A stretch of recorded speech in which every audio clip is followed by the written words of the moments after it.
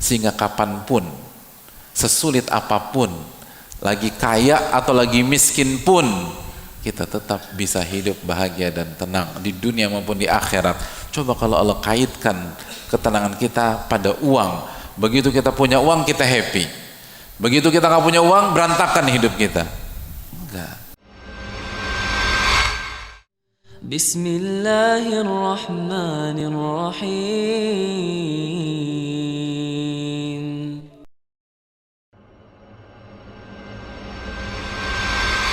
Hadirin yang Allah muliakan, Allah itu sayang banget sama orang-orang yang beriman. Allah tuh sayang sama kita, Ar-Rahman Ar-Rahim. Dan salah satu bentuk kasih sayang Allah kepada kita, Allah buat kebahagiaan kita bukan terletak di luar, tapi terletak di dalam. Karena kalau Allah buat kebahagiaan kita di pihak luar, susah didapetinnya, hadirin. Susah. Tapi Allah buat di dalam. Gimana biar bahagia? Bagaimana biar tenang? Bagaimana biar hidup gak ketakutan? Bagaimana hidup gak sedih? Allah berfirman dalam surat Ar-Ra'd ayat 28, Ala bidzikrillahi tatmainnul qulub. Ketahuilah, dengan mengingat Allah, hati menjadi tenang. Hati menjadi tenang. Ala bidzikrillahi tatmainnul qulub. Ketahuilah, dengan mengingat Allah, hati jadi tenang. Kalau ketenangan kita terletak pada teman nongkrong kita, bagaimana kalau kita lagi ada masalah, lalu mereka nggak ada yang nongkrong? Repot kita, hadirin. Kalau ketenangan kita ada pada sahabat kita, begitu kita lagi drop, kita telepon, miss call terus, dia nggak ngangkat. Lu kemana aja, mas? Kemarin gue lagi suntuk, lu ditelepon nggak bisa dihubungi. Suka begitu nggak, hadirin? Coba jujur aja, jujur. Ini salah, hadirin sekalian.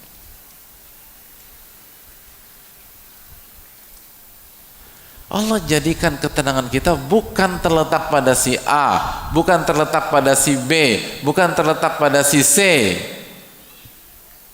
Tapi Allah jadikan ketenangan kita pada zikir yang dilakukan oleh lisan, hati, dan perbuatan tangan kita. Itu kasih sayang Allah kepada kita. Sehingga kapanpun, sesulit apapun, lagi kaya atau lagi miskin pun, kita tetap bisa hidup bahagia dan tenang di dunia maupun di akhirat. Coba kalau Allah kaitkan ketenangan kita pada uang.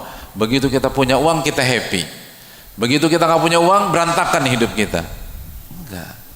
Hadirin, zikir itu penting. Zikir itu penting.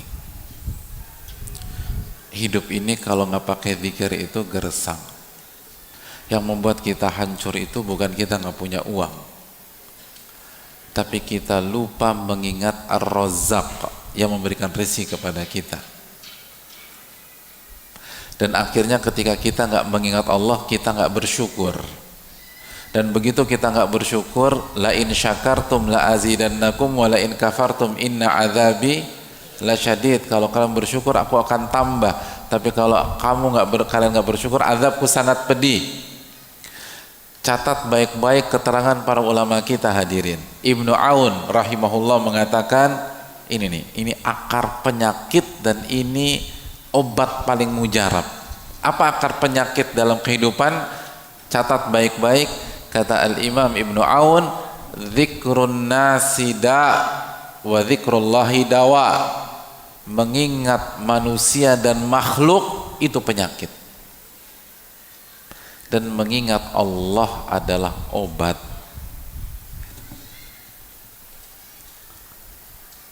Mengingat manusia dan makhluk itu penyakit.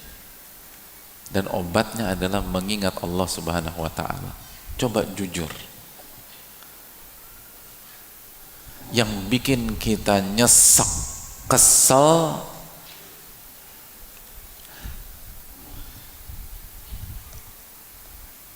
karena kita dizolimi atau karena hati kita selalu mengingat orang yang zolimin kita? Gimana hadirin? Yang bikin kita nyesek itu apa? Sebatas kita dizolimi atau karena kita ingatnya selalu ke pihak yang zolimi kita? Gimana? Sebatas kita dizolimi oleh orang mampu membuat kita nyesek apa tidak?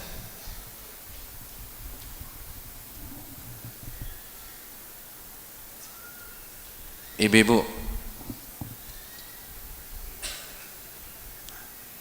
suami suka bikin ibu kecewa nggak? Masya Allah. Masya Allah. Tenang. Sebenarnya yang bikin kita kecewa, yang bikin kita nangis, karena suami kita menzalimi kita, atau karena kita lupa sama Allah pada saat suami kita zalimi kita. Bu, ibu-ibu, yang bilang sering tadi siapa? Udah pulang Pak Ustadz. Oh, udah pulang. Hadirin, yang membuat kita nyesek itu bukan sebuah objek, bukan sebuah kondisi, bukan takdir Allah Subhanahu wa ta'ala.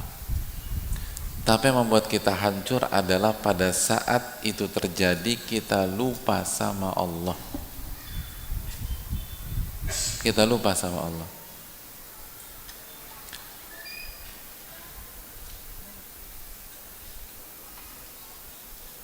Ibu-ibu, siapa salah satu wanita yang paling baik, bahkan kata Nabi SAW sempurna, yang pernah hidup di peradaban umat manusia?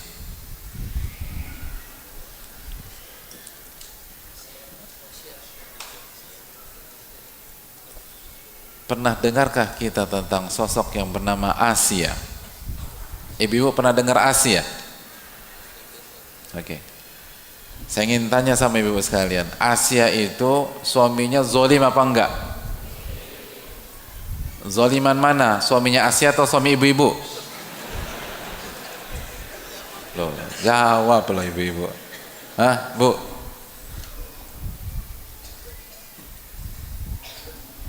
Pak Ustadz, suaminya Asia tuh siapa sih?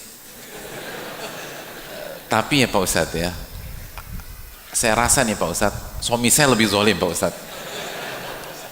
Pak Ustadz belum ketemu aja sama tuh orang. Bu, sezolim-zolim suami ibu-ibu, insya Allah lebih zolim suaminya Asia. Enggak Pak Ustadz, suamiku lebih zolim. Emangnya suami ibu namanya siapa?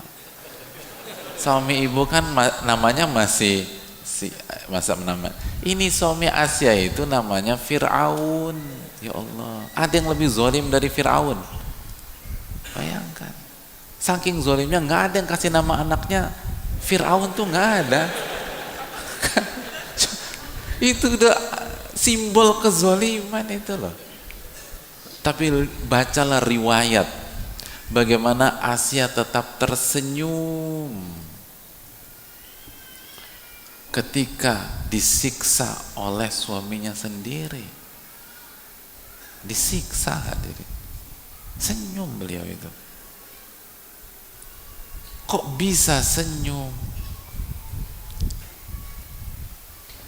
Kok bisa mengerjakan hal yang seaneh itu? Jawabannya apa hadirin sekalian? Karena pada saat suaminya menyiksa dia, beliau ingat sama Allah. Hadirin yang Allah muliakan, apa kata Allah Subhanahu wa ta'ala tentang Asia?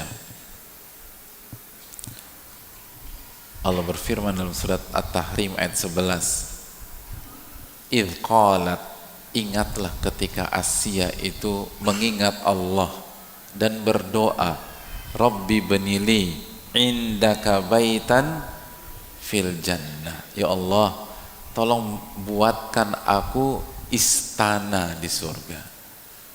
Wa najjini min fir'aun wa amalihi, dan selamatkan aku dari Fir'aun dan bala tentaranya dan amal perbuatannya. Wa najjini minal qaumidz zalimin, dan selamatkanlah aku dari orang-orang zalim. Itu hadir.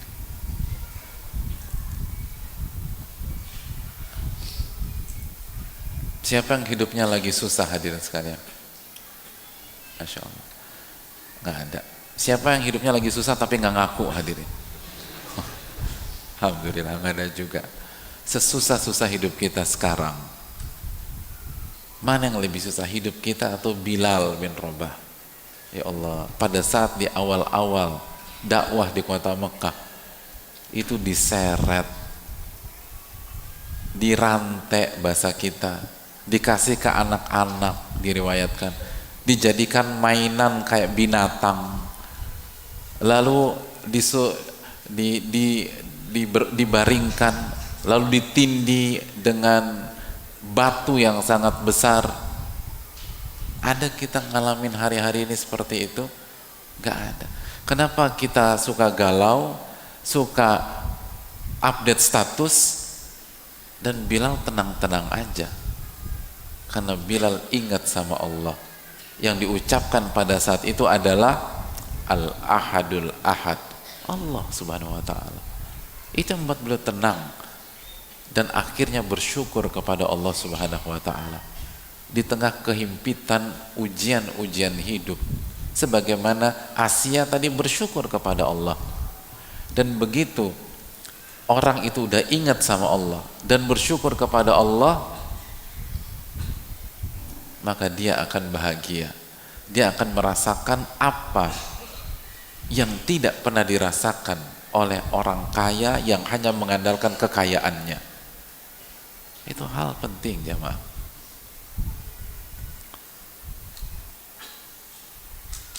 Hadirin, kekayaan itu konsepnya itu kan, kekayaan itu bukan angka tapi rasa. Itu kaya atau tidaknya kita bukan berkaitan dengan angka di tabungan kita atau angka di celengan kita, tapi kaya atau tidaknya kita itu berkaitan dengan rasa yang kita alami dalam dada kita. Nabi kita SAW bersabda, laisal gina an kathratil arad, innamal gina gina nafas, atau kama qala. Kekayaan itu bukan kekayaan aset atau harta. Kaya itu bukan pada saat Anda banyak harta dan aset, tapi kekayaan adalah kekayaan jiwa, kekayaan hati. Dan kapan kita kaya hati? Pada saat kita ingat kepada Allah, lalu orientasi kita menuju akhirat. Dan pada saat itu kata Nabi SAW, wa ja'alal ghina fi qalbihi, Allah akan masukkan kekayaan ke dalam hatinya.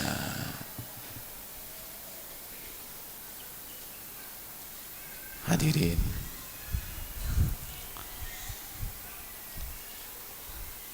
banyak orang itu